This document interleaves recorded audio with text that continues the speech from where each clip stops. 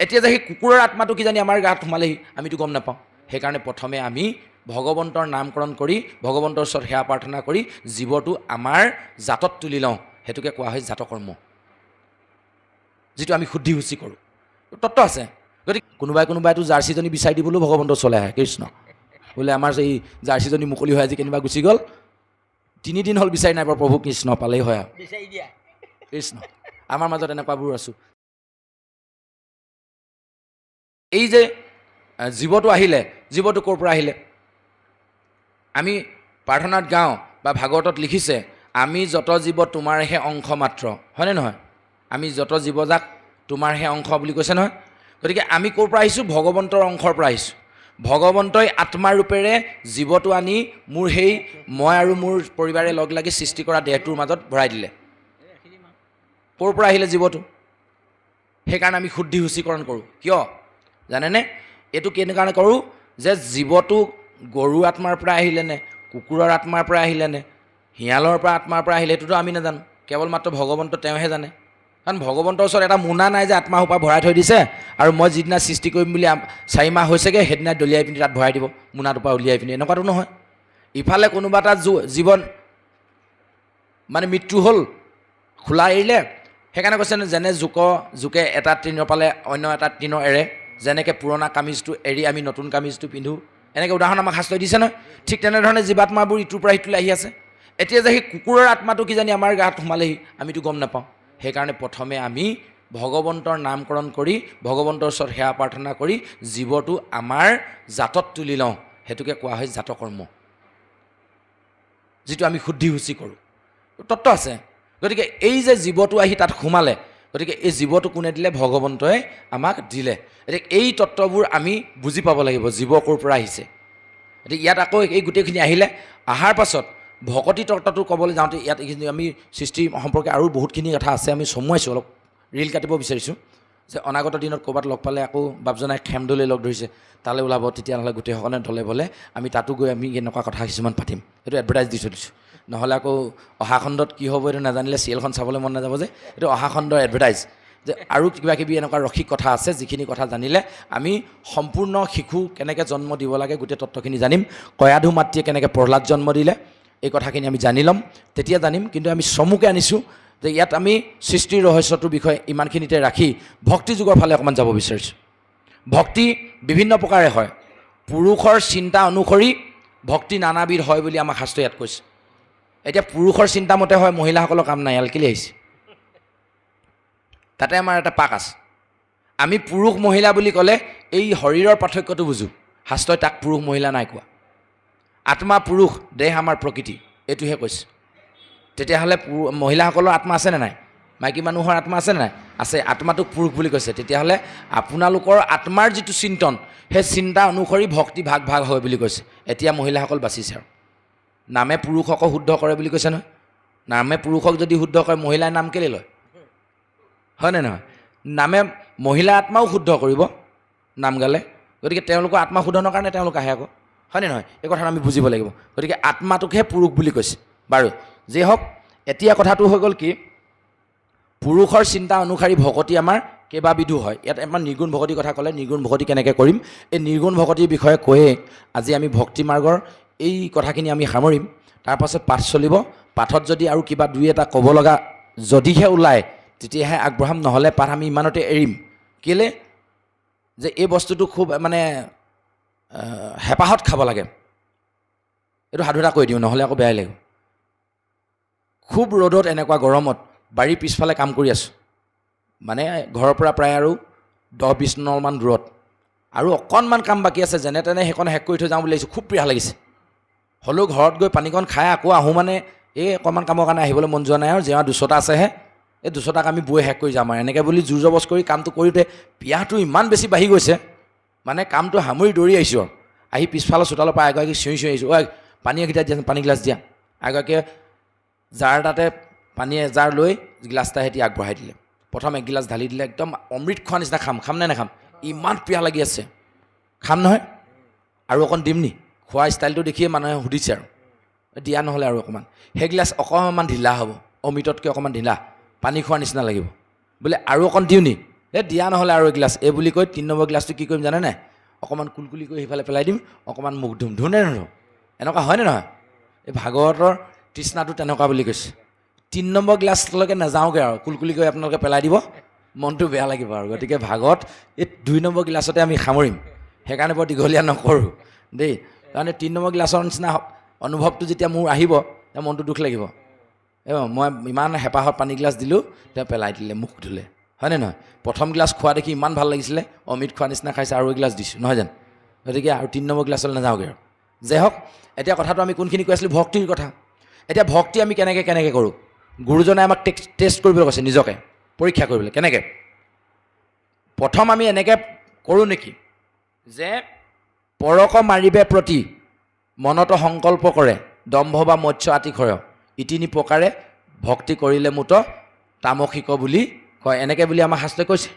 হয়নে নহয় তামসিক ভক্তি বুলি কৈছে আনক মাৰিবৰ কাৰণে ভকতি কৰাটো এতিয়া আমিতো আনক মাৰিবলৈ কোনোদিন ভকতি নকৰোঁ কৰোঁ নেকি আকৌ টেষ্ট কৰি চাব দেই এনেকুৱা ভকতি কৰোঁ নেকি আকৌ আমাৰ সীমাৰ লাগি থকা মানুহ ঘৰৰ কিমাননো জেওৰা ভেটিব টকা পইচা থকা মানুহ ভাবিলে নাই এবাৰ ৱাল মাৰি দিওঁ সেই বুলি ভাবিলে ঠিকেই আছে তেওঁ ৱালখন মাৰিলে মোৰো জেওৰা খৰচটো কমিব ময়ো ভালেই পাইছিলোঁ কিন্তু দুখটো কোনডোখৰত লাগিলে জানে নাই খালটো আমাৰ পৰাই আনি দি তেওঁক গাঁতটো খান্দিলে নহয় ৱালখন মাৰিবলৈ মই লাহেকৈ মাত খান্দি লগাইছোঁ হেৰি নহয় বাপ খালটো একেবাৰে মাজে মাজে ৱালখন দিয়া হ'লে ভাল আছিলে নি তই বেছি জান নি চাহ মাতি তাৰ খালটো কি জান তই এইবোৰ কথা সিমানতে মোক গালি পাৰি নেৰিলে তেওঁ নি কথা গৈ কোৰ্ট পোৱাই দিলে এতিয়া মোৰ আৰু হাজিৰা কৰি খোৱা মানুহ কোৰ্টলৈ যাব পৰাকৈ মোৰ ইমান শক্তি নাই উপায় নাপায় কি কৰিলোঁ আৰু নামক গৃহলৈকে আহিলোঁ বন্তি ভাগ প্ৰভু দেখিছাহে তুমি কিবা এটা তুমিয়ে কৰা আৰু তাৰমানে পাৰিলে সেইজনক কিবা এটা শিক্ষা হ'লেও দিয়া কিবা এটা হ'লেও কৰা মানে হয়নে নহয় এনেকৈ যদি ভকতি কৰিছোঁ তামসিক ভকতি বুলি কৈছে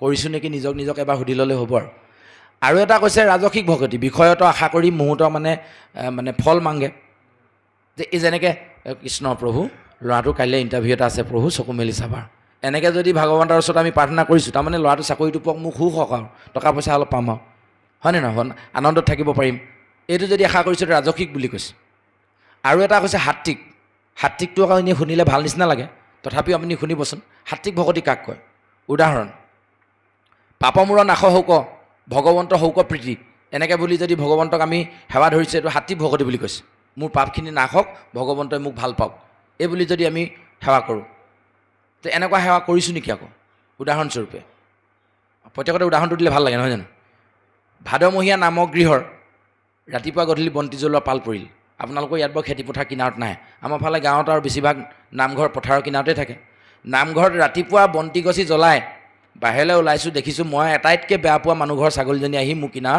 পথাৰ দুবাত নামঘৰ কিনাৰতে আমাৰ মাটি লাগি আছে কঠীয়া ধান খাই আছে খঙতে চুৰ বুলি কৈ দিলোঁ ফৰমুৰি মাৰি ভাবিবলৈ নহ'ল ছাগলী ঠেঙত লাগি বেগ এটাতে লুটি খাই পৰিলে ভাগ্যে নমৰিল মনটো বেয়াও লাগিলে দেহি ঐ নামঘৰত গুৰু বন্তি ভাগ জ্বলাই নকৰিবলগীয়া কাম এটা কৰিলোঁ ছাগলীজনী ঠেংটো ভাঙিয়ে দিলোঁ নাই ভকত 4জনমান মাতি পাঠভাগকে কৰাব লাগিব এই যে পাপমূৰ নাশ হৌক ভগৱন্ত হৌক প্ৰীতি এই বুলি যদি আমি ভক্তি কৰিছোঁ এইটোক সাত্বিক ভকতি কৰিছে এই 3 প্ৰকাৰে ভক্তি আমি কৰোঁ নে নকৰোঁ নিজক এবাৰ সুধি চাব আনৰ কাৰণে নহয় মই নিজক সুধিছোঁ আমাৰ বাপজনা সুধিবলৈ কৈছোঁ এনেকৈ যদি ভগৱন্তৰ ওচৰলৈ আমি গৈছোঁ তেতিয়াহ'লে আমি 3টা ভকতিৰ যোগেদি গৈছোঁ কিন্তু গুৰুজনে কৈছে কপিল প্ৰভুজনে কৈছে এই 3বিধ ভকতিত এবুতে লাভ নাই কেলে এই 3 গুণৰ পৰা গৈ পিনি আকৌ 81 গুণ হৈছে আকৌ এই 3টা ভকতিৰ লগত সাত্বিক ৰাজসিক তামসিকৰ লগত কি আছে উত্তম মধ্যম নৰম 3 ভাগ ভকতি লগ লাগি আছে উত্তম নিৰ্দিষ্ট সময়ত নিৰ্দিষ্ট প্ৰাৰ্থনা কৰিব জানে ভগৱন্তৰ ওচৰলৈ কেনেকৈ যাব লাগে ভগৱন্তৰ গৃহত কেনেকৈ সোমাব লাগে নামঘৰ কেনেকৈ লিপিব লাগে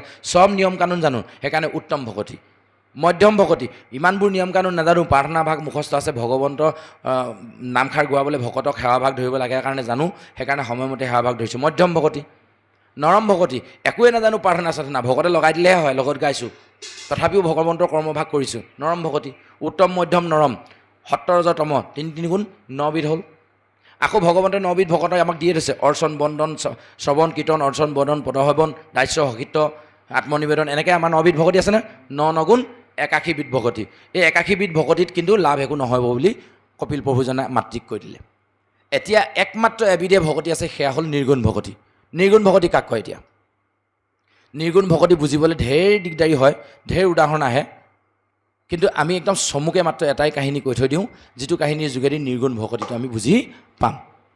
ভকতি চবেই কৰে। ভগৱন্তৰ মহাভকত কেইজনমানৰ নাম আমাক কওকচোন। উদাহৰণ, প্ৰথমে লক্ষ্মী আইৰ নামটো নাহিব নি? অহৰ্নিশে ভগৱন্তক চৰণ সেৱা কৰি থাকে, ভৰি পিটিকি দিয়ে, হয়নে নহয়? লক্ষ্মী মাই। নাৰদ অহৰ্নিশে ভগৱন্তৰ চৰণতে থাকিবলৈ বিচাৰে, ভগৱন্তৰ নামেই গাই ফুৰে, ভকতৰ উদাহৰণ নহয় জানো? ব্ৰহ্মা বিষ্ণু মহেশ অহৰ্নিশে ভগৱন্তৰ কথা বতৰাই শুনি থাকে। এতিয়া এই ভকতৰ কথাটো, নিৰ্গুণ ভকতিৰ কথাটো ক'বলৈ গৈ পিনি আমি ক'ব বিচাৰিছোঁ, নাৰদৰ এবাৰ মন গ'ল, ভগৱন্তক সুধিলে, অ' প্ৰভু আপোনাৰ একদম শ্ৰেষ্ঠ প্ৰিয় ভকত কোনজন? মোৰ এবাৰ চাবলৈ মন গৈছে। বোলে ভাল কথা, চাই আহা আকৌ। বোলে কেনেকৈ চাম? এই একো দিগদাৰ নাই, তুমি এটা কথা কৰা, মোৰ খুব জ্বৰ হৈছে বুলি ক'বা, গা ভাল নাই, মানে তিৰকপে জ্বৰ, ভকতৰ পদৰ ধূলা অকণমান মোৰ মূৰত দিলে ভাল হ'ব বুলি তুমি ক'বা, যাৰ ওচৰলৈ যাবলৈ মন যায় যোৱা। পঞ্চাতে গৈ তেওঁ লক্ষ্মী আইৰ ওচৰ পালে। বোলে আই বৰ ডাঙৰ কথা নহয়, ভগৱন্ত ঈশ্বৰ প্ৰভুৰ বোলে বিৰাট জ্বৰ। অঁ বৰ ডাঙৰ কথা হ'ল, কি হৈছে? বোলে তেওঁ কৈছে, বিধান এটাও দিছে, তেওঁ কৈছে ভকতৰ পদৰ ধূলা অকণমান তেওঁ হীৰত দিব লাগে, গতিকে মই প্ৰথম তোমাৰ চৰণৰ পৰা পদৰ ধূলা অকণমান নিবলৈ আহিছোঁ, ভগৱন্তৰ মূৰত দিবলৈ। ৱাই কি কৰিবলৈ আহিছে নাৰদ? মোক ইমান পাপি মই নৰকত মৰো, নৰকত নমৰিম নে? মোৰ ভৰি ধূলি মই মোৰ পিতৃৰ হীৰত, প্ৰভুৰ হীৰত দিম নি? আমাৰ মনলৈ এনেকুৱা নিচিনা আহিব নাই? মোৰ দেউতাৰ অসুস্থ, মোৰ ভৰি ধূলি অকণমান বোলে দেউতাৰ মূৰত দিব লাগে, দিবলৈ চিধা চিধি মোৰ সাহসটো আহিবনে? লক্ষ্মী আই একে কথা, ব্ৰহ্মা বিষ্ণু মহেশ আদি কৰি যিমান ভকত আছে চবৰ ওচৰলৈ গ'ল, চবৰে একে কথা, মই ইমান নৰকত মৰিব নোৱাৰোঁ দেই, ইমান মই অন্যায় কৰিব নোৱাৰোঁ, মোৰ পদৰ ধূলা মই ভগৱন্তৰ মূৰত অন্তত দিব নোৱাৰোঁ। ঘূৰি আহি নাৰদ বিমুখভাৱে আহি ভগৱন্তৰ ওচৰ পালেহি। বোলে নহয় কি হ'ল, উপায় নাই, নাপালোঁ ক'তো। বোলে নহয় এই হেৰিফালে গৈছিলা নেকি, ব্ৰজধামৰ ফালে, গোপিনীসকলৰ ওচৰলৈ? বোলে নগ'লোঁ নহয়, মইতো ভবাই নাই তাত ভকত আছে বুলি, এপাক মাৰি আহাচোন। গৈ দেখিলে যমুনাৰ বালিত গোপিনীসকলে একদম মানে উলহ মালেৰে মানে ভগৱন্তৰ নাম গুণ গাই একদম নাচি আছে আৰু ভগৱন্তক বিচাৰি বিচাৰি। নাৰদক দেখাৰ লগে লগে গোটেইখনে একদম আৱৰি ধৰিলে। অ' নাৰদ আহিলা, তুমি কোৱাচোন, কোৱা আমাৰ ভগৱন্তৰ প্ৰভুৰ খবৰ কোৱা, কি ক'ত আছে, কেনে কথা, আমুক তামুক। তেওঁলোকে প্ৰথমে বিভিন্ন কথা পতাৰ মাজত লাহেকৈ তেওঁ কথাটো উলিয়ালে যে ভগৱন্তৰ জ্বৰ খুব, মানে মোৰ ভকতৰ পদধূলা মই এনেকৈ বিচাৰি ফুৰিলোঁ। এই তুমি ইমানবোৰ কথা বাদেই দিয়া, লগালগ গোটেই গোপিনীসকলে নিজৰ ভৰিৰ তলৰ পৰা মাটি আনি গোটাই গোটেইখিনিয়ে দিওঁতে ইমান ডাঙৰ টোপোলা হ'ল। এতিয়া তুমি অখন্তেকো ইয়াত নৰবা, চিধা যোৱা মূৰত দি দিয়াগৈ ভগৱন্ত ভালে হ'বলৈ। ই চালে আচৰিত কথা। লক্ষ্মী আইক ক'লোঁ, তেওঁ নিজৰ কথা ভাবিলে এবাৰ। তোমালোকে নিজৰ কথা এবাৰো নাভাবিলা নেকি যে তোমালোকৰ পদৰ ধূলা যে ভগৱন্তৰ হীৰত দিলে তোমালোকৰ পাপ নহ'ব? তোমালোকে ভবা নাই এবাৰ? বোলে তুমি কি কথা কৈছা নাৰদ, তুমি এইবোৰ কথা কৈ মোৰ সময় নষ্ট নকৰিবা। আৰে মই মৰি যাওঁতো মৰি যাওঁ, কি ডাঙৰ কথা আছে? প্ৰথম কথা যে মোৰ ভগৱন্ত বাচি থাকিব লাগিবতো, তুমিতো পদৰ ধূলিহে বিচাৰিছা নাৰদ। যদি কেনেবাকৈ ক'লেহেঁতেন তোমালোকৰ আত্মাটো লাগে ভগৱন্ত, তেতিয়া সুস্থ হ'ব, লগালগ আমাৰ আত্মা ফালি তোমাক মই উলিয়াই দি দিলোঁহেঁতেন। ধূলিটোতো বহুত দূৰৰ কথা। এয়া হ'ল একান্ত ভগত, এয়া হ'ল নিৰ্গুণ ভকতি। তেওঁলোকে কোনো কাৰণত ভগৱন্তক ভাল পোৱা নাই, অহৈতুক হিচাপে ভাল পায়, কোনো কাৰণ নাই, হেতু নাই যে এইটো কাৰণেহে মোক লাগে। আমি আকৌ কাৰণত ভগৱন্তক ভাল পাওঁ। ল'ৰাটোৰ চাকৰিটোৰ কাৰণত, দেউতা 3 মাহ অসুস্থ হৈ আছে তেওঁৰ সুস্থতাৰ কাৰণত, কোনোবাইতো জাৰ্চিজনী বিচাৰি দিবলৈও ভগৱন্ত চলে আহে। কৃষ্ণ বোলে আমাৰ এই জাৰ্চিজনী মুকলি হৈ আজি কেনিবা গুচি গ'ল, 3 দিন হ'ল বিচাৰি নাই পৰা, প্ৰভু কৃষ্ণ পালেই হয় আৰু বিচাৰি দিয়া। কৃষ্ণ আমাৰ মাজত এনেকুৱাবোৰ আছোঁ, তেতিয়াহ'লে আমি ক'ত আছোঁ? এই 3 গুণটো বাদ ন, 81 গুণটো বাদ দিয়ক, আমাৰ আৰু এগুণ আমি নিজে সৃষ্টি কৰি লৈছোঁ। ভগৱন্তক গৰখীয়া পাতোঁ, ভগৱন্তক মই পইচা পাতি বিচাৰোঁ, সিমানখিনিও ঠিক আছে। আমি ইমানেই অভদ্ৰ, কৃষ্ণ আপোনাৰ সবে গাত লগাই নল'ব, নিজৰ কথা কৈছোঁ, বাপজনাক সেইবোৰ শিকাইছোঁ। কেলৈ আমি ইমানেই অভদ্ৰ, আমি ভগৱন্তৰ ওচৰত সদায় যেতিয়াই যিকোনো বস্তু বিচাৰি থাকোঁ, অথচ ভগৱান থাকিবলৈ জেগাডোখৰ আকৌ ভাটচুৰ চুকতহে দিওঁ। তই ইয়াতে থাক লাগিলে, তথাপিও মোক দিব লাগিব। কি ভকতি কৰিছোঁ কওকচোন? 81 ভকতিত নায়েই, নিৰ্গুণটো যাবই নোৱাৰোঁ। একাধিক মানে 81বিধ ভকতিটো আমাৰ সেইভাগ ভকতি নাই। যিজন ভগৱন্ত সদায় কওঁ, হে প্ৰভু মোক ল'ৰাটো চাকৰিটো দিবা কৃষ্ণ প্ৰভু, ভালে কুশলে পৰীক্ষাটো যাতে যাওক আৰু কৃষ্ণ প্ৰভু, সদায় সেইজনকে বিচাৰি থাকোঁ। আৰু মই নিজে এনেকুৱা টাইলছ দিয়া ৰুমত ডাঙৰ আহল বহল হ'ব লাগিব, কাৰণ কেলৈ বেড আজিকালি 8 ফুটীয়া 7 ফুটীয়া ওলালে, সেইখন বেড ৰখাৰ পাছত চাৰিওফালে এপাক ঘূৰি চফা কৰিব পৰা হ'ব লাগিব, নহ'লে সেইখন ঠেলা হেঁচা কৰিব নোৱাৰি। গতিকে এনেকুৱা এটা ৰুমৰ মাজত মই থাকিব লাগিব, আৰু গৰম দিনত পাৰিলে AC-টো থাকিলে বেছি ভাল। আমি আছোঁ তাত, আৰু যিজন ভগৱন্তক AC দিয়া, ধন টকা পইচা দিয়া বুলি বিচাৰি আছোঁ, তেওঁক দিছোঁ পাকঘৰৰ চুকত আখল সামৰি, যেতিয়া আমি শুবলৈ গ'লোঁ নিগনি পঁইতাচোৰাৰ লগত। আমি মানুহেই নাই। চবেই গাত লগাই নল'ব, চবৰে মই কথা নকলাই যোৱা। এনেকুৱা কিছু মানুহ আমাৰ গাঁৱত আমি দেখিছোঁ, ভগৱন্তৰ কৃপাত ল'ৰা মাত্ৰ দুটা, দুয়োটাই চাকৰি পালে। এটা দুলীয়াজানত থাকে, এটা ডিগবৈত থাকে, বা এটা গুৱাহাটীত থাকে, এটা বোলে নহয় শিলচৰত থাকে, দুয়োটাই চাকৰি। গম পাইছেনে?